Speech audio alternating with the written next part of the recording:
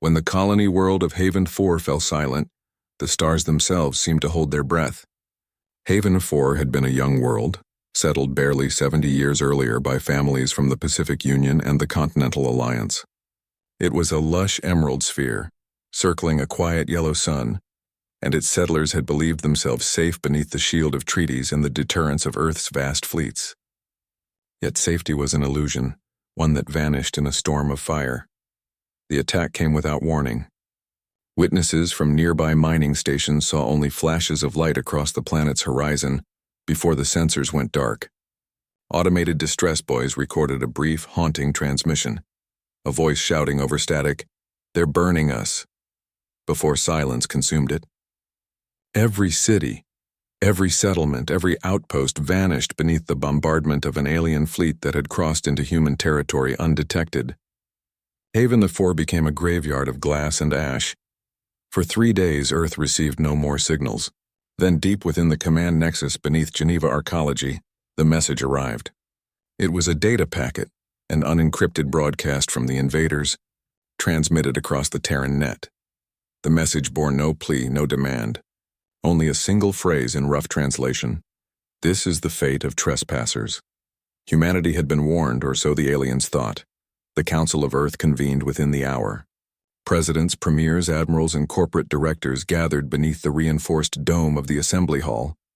At the center stood Admiral Rowan, commander of the Terran fleet. He was not a man prone to speeches, but when he rose, silence filled the chamber. "They burned a human colony," he said, voice steady, eyes hard as metal.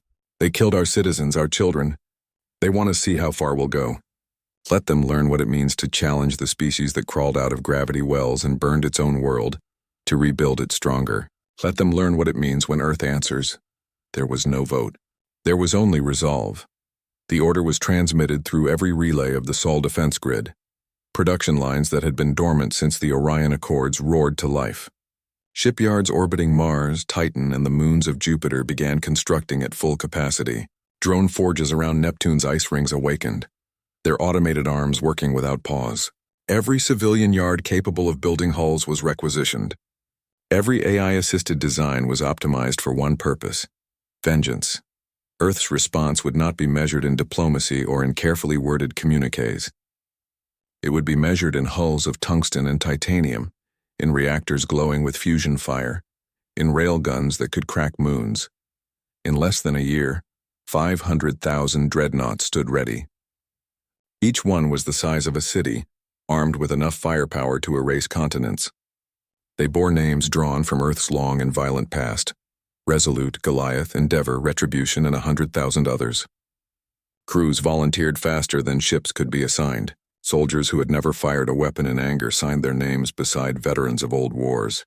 Humanity moved as one, a civilization unified not by ambition or greed, but by grief and fury. The alien species, called the Dreth, had believed humans were divided, slow to act, and too dependent on their machines to fight back. Their fleets had grown complacent, accustomed to conquering worlds that lacked the will to resist.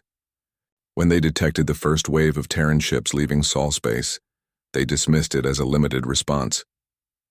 They had no understanding of scale, no concept of what humanity could build when driven by rage. Admiral Rowan's fleet emerged from the jump network near the Dreth frontier.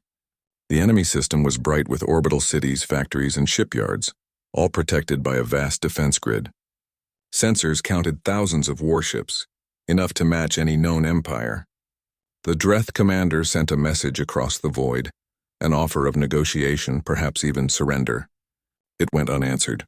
Rowan gave a single command: "Engage!" The first Terran dreadnoughts advanced in formation, their drives glowing like small suns. From their prows erupted torrents of magnetically accelerated slugs, each impact shattering Dreth shields and splitting their ships apart. Planetary cannons fired upward, but the dreadnoughts absorbed the blows, responding with orbital bombardments that burned through clouds and crust alike. The Dreth fleet counterattacked with ferocity, their plasma lances cutting through space. But they were fighting an enemy that had studied warfare since the dawn of civilization. Human ships maneuvered with precision, guided by tactical AIs that learned faster than any biological mind. Squadrons coordinated fire arcs so perfectly that entire enemy formations vanished in synchronized detonations.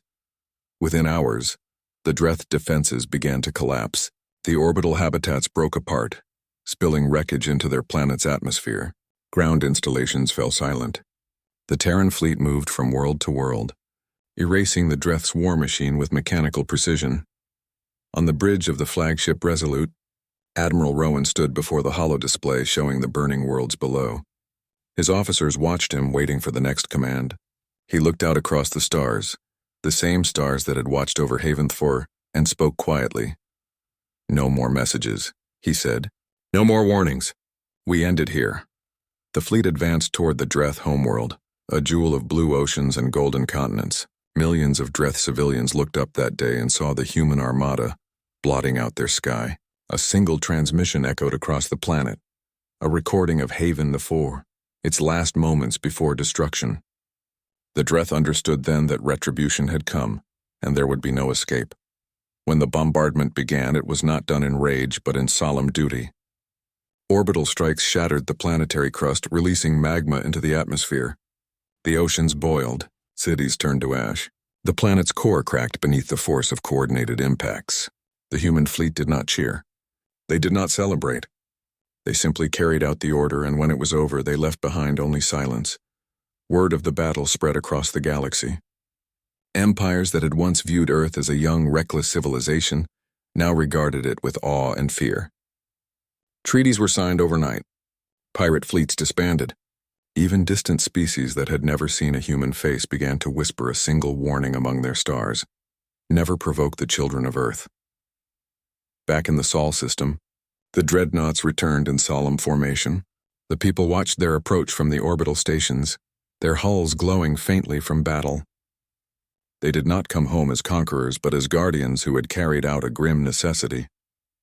Haven 4 would be rebuilt, though its soil would never forget the shadows of the past. Admiral Rowan stood once more before the council, his uniform still bearing the marks of battle. The chamber was silent as he spoke. "They thought we were weak," he said. "They thought compassion made us fragile. But humanity's strength has always been its heart. We build, we dream, but when we are forced to fight, we do not stop until the stars themselves remember our name." For centuries to come, the story of Haven 4 and the 500,000 Dreadnoughts would be told in every corner of human space. It became a legend, a reminder that beneath the kindness and curiosity of humanity lay an iron will that could not be broken. Explorers carried the tale beyond the borders of the known sectors. Children on distant colonies learned it as a lesson in unity and resolve. And on quiet nights, when the stars burned bright above new worlds, some would look up and whisper, "Never again." In the deep archives of Earth, where the official records were stored, a single line marked the conclusion of Operation Resolute Justice. It read, "Haven 4 avenged, humanity endures." And in that simple truth, across 1,000 worlds, the spirit of Earth remained unbroken.